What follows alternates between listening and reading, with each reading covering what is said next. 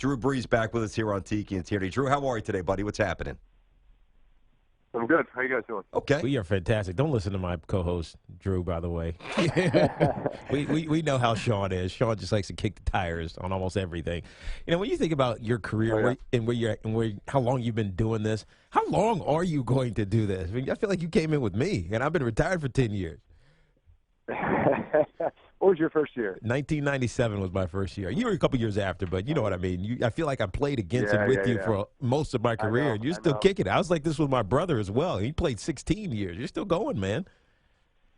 Yeah. This will be 17. Man, listen, as long as I'm having fun, playing at a high level, able to stay healthy, I want to do this as long as I can. I mean, I think at the end, end of the day, I just want to go out on my terms. I don't want to overstay my welcome. I've got objectives. I've got things that I want to accomplish still. So I'm not done there yet. And how long I'll actually play, I don't know. I mean, I think I could play till I'm 45 or beyond. Yeah. I think physiologically that's possible.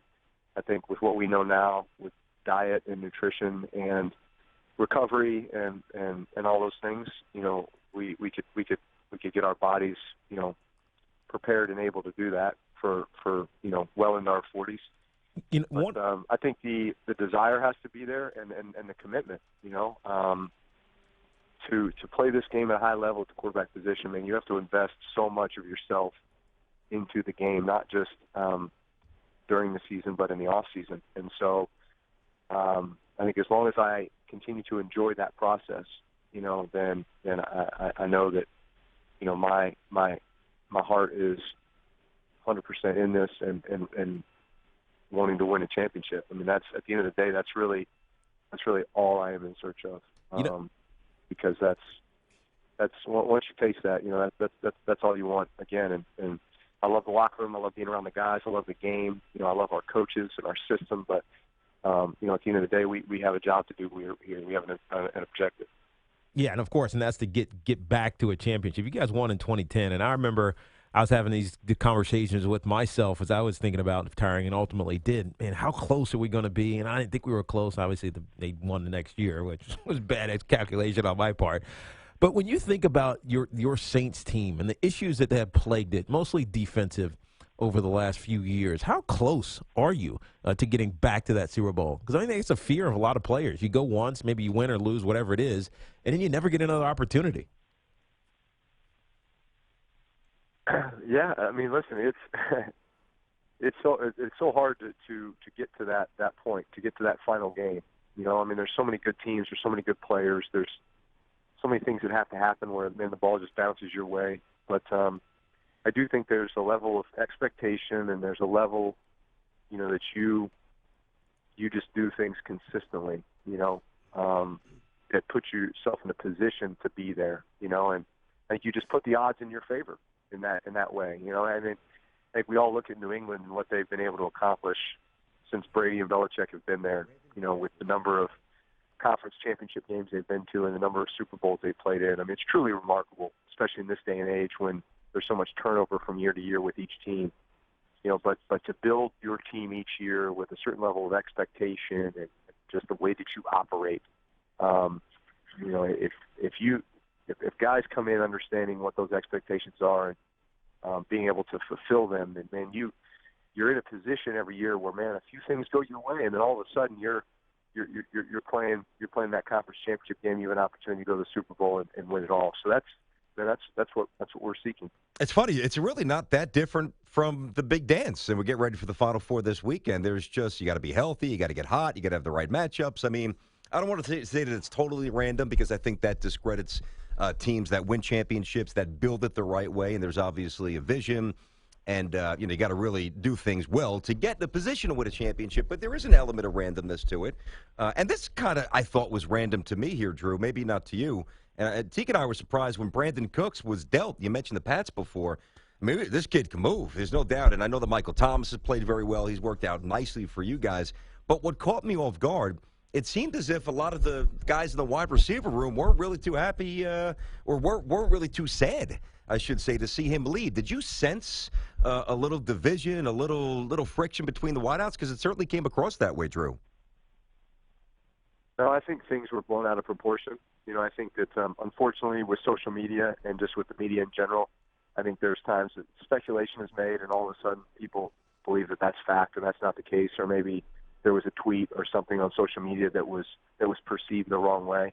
I talked to all those guys while that situation, like when that stuff started to happen, and all those guys were good. They were all on the same page. Now, is it competitive? Yeah, it's competitive. Is it? Did I expect this to happen? No, I didn't. When the off season came around, I did not. I expect Brandon to be traded, but it seemed like that's what he wanted. And in furthering his career, which is fine. Listen, I love Brandon. I've got a great relationship with Brandon. I love the 3 years that I had with him. He's the ultimate teammate. He works his tail off. He deserves every good thing that comes his way. And I hope that that's a good situation for him. And I think that we got value for that, and hopefully we'll turn that value into those draft picks into value for us.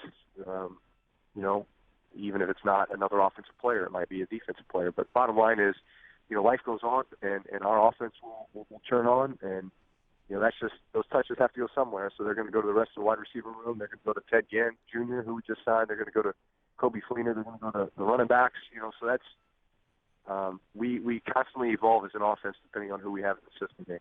Oh yeah, we're quite sure you'll find a few open guys. I don't think we're too worried about that. Talking to Drew Brees, of course, 10-time Pro Bowler, All-Pro as well, champion. He's with us here on Tiki and Tierney, CBS Sports Radio. Hey, Drew, you talk about going out on your own terms. Now, there's narratives that float around every team. The one that's floated around yours is one that Sean Payton is going to be elsewhere at some point, whether he gets traded to another team or any of these nonsensical things that get floated out. But they also pertain to you, that you've closed your window in New Orleans. And so the question I have for you is, do you see yourself ending your career as a New Orleans Saint? I do. I don't see myself ever playing for anybody else, but I hope that's not the case. But I also understand. Listen, we got to win. We got to win this year, and that's for all of us. I mean, that's just bottom line, and that's what we expect to do. Drew, It's funny because I've spoken to so many pro athletes, obviously, over the years doing what I do. And I know that you guys don't process things necessarily like what I'm about to set up in real time. But I want to ask you this because I sense a parallel with your career. Teague knows I'm a huge baseball fan. And, you ask somebody that really knows baseball, hey, who are the best baseball players of all time? You get Ruth, you get Mays, you get Ty Cobb, you get A-Rod, you get a bunch of names. Right? It takes, unfortunately, in my opinion, a little bit too long to get to Hank Aaron, who should be higher than he is mentioned. And I almost feel as if that applies to you on some level. Like, 5 of the last 6 seasons, in case our audience doesn't know, Drew has led the league in passing yards, 5 of 6.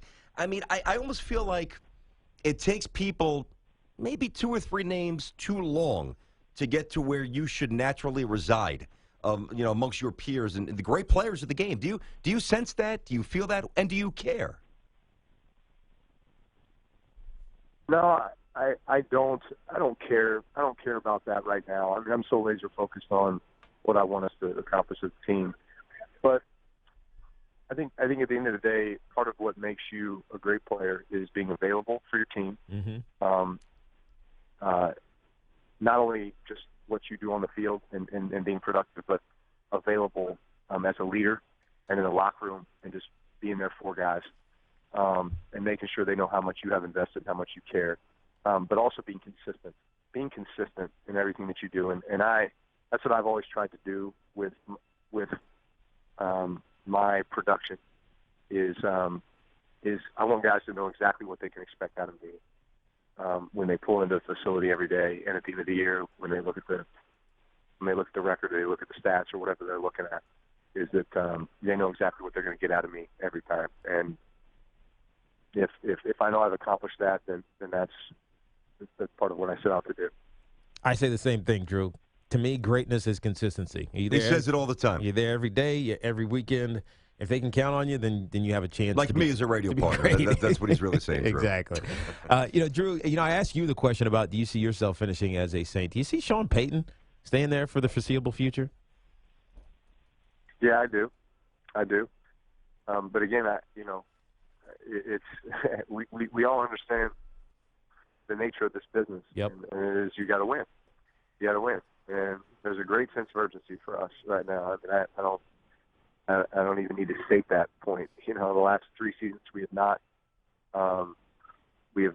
accomplished, you know, what we set out to accomplish in regards to just giving ourselves a chance, you know, get in the playoffs and making a run at it. So we got to get back there, man. We got to get back there now.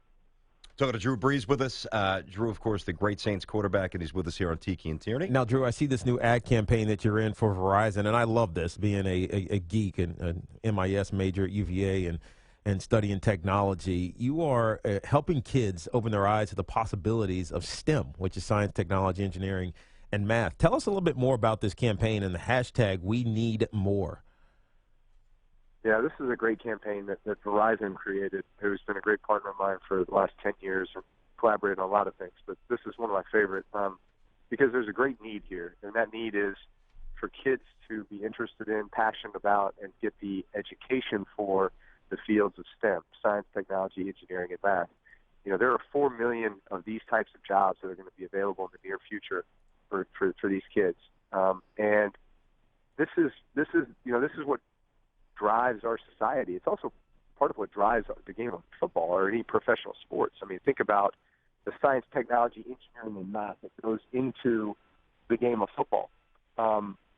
We launched talking about this back at Super Bowl, and I used the Super Bowl as a perfect example. You know, think about all the things that go into that, from the halftime show to the statistics to the game day atmosphere that's created in and around, you know, all of those elements. And the fact that, listen, we all do. Most kids aspire to be a professional athlete or a singer or an entertainer or something like that, but the odds would tell you that a majority are never going to get that opportunity. So what's another great opportunity where they can stay involved in the things that they love, and yet it's in another field that really is kind of behind the scenes the thing that's driving it, and that's science, technology, engineering, and math. And going to a school like Purdue University, where, you know, we're a top 5 engineering school. Yep. You know, I was exposed to a lot of that, and so I have a great appreciation for it. And I know the opportunities that are there for young people in those fields. So the campaign is We Need More. People can go to weneedmore.com to find out more about it. There's also going to be commercials that they're running during the Final Four that include LeBron and include myself and others talking about the We Need More campaign. Yeah, I love it, Drew. My kids want to be athletes when they grow up. I tell them, learn how to program. You'll have a job for the rest of your life. That's right. And Carl Anthony Towns is doing this with you as well. It's a great initiative. It really is. www.weneedmore.com. Drew, we'll tweet this out for you. Give it a nice plug. I'm a Verizon guy, so I'll certainly help you out with that. And just a heads up, put this in your Rolodex, man. We're moving time slots in a couple of weeks, and we're going to do a full TV simulcast. So we'd love to get you on, I don't know, maybe after the draft and maybe get a recap or something like that, and we'll reconnect soon. But we got big things coming with the show, so we'd love to have you on at some point again. All right, guys. Sounds good. Nice. Thank you, buddy. Be well.